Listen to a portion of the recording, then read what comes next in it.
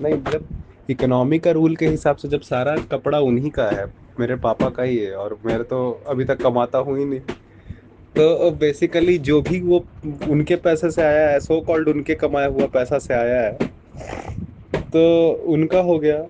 लेकिन भाई सवाल यहाँ पर ये क्या सचमुच उनको सिर्फ उनके हक के जितना उनके पास है,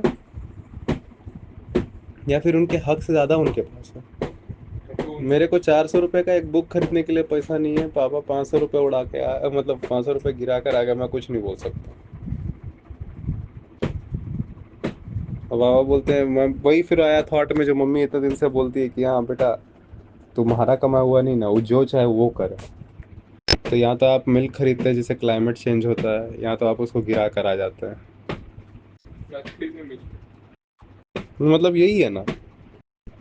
तो फिर तो भाई उस हिसाब से जो एक एक चीज़ में पहना हुआ वो भी उनका है, तो वो मेरे को नंगा कर देते हैं, ठीक है, तो वो भी सही हो जाएगा। और फिर उसी उसी उसी हिसाब से ये चमड़ा और बॉडी का शरीर भी उन्हीं के स्पर्म से बना था, तो फिर ये भी ले लीजिए, फिर इसको क्यों फिर आप खड़ा रखे हैं? ओ, अब जाके समझ आता है कि ओके, इन्वेस्टमेंट क्या हुआ है ना बच्चे पे, तो शायद कुछ रिटर्न के आस में।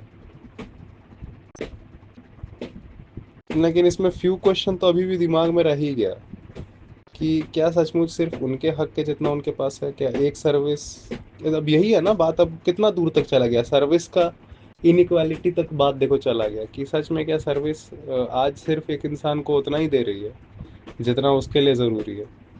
अगर नहीं तो फिर इतना सारा घर वर बनाने के बाद इतने और एक्स्ट्रा 3 आदमी को बंदा एक नौकरी से कैसे पाल लिया? तो और क्या सचमुच उस इंसान को ये हक आ जाता है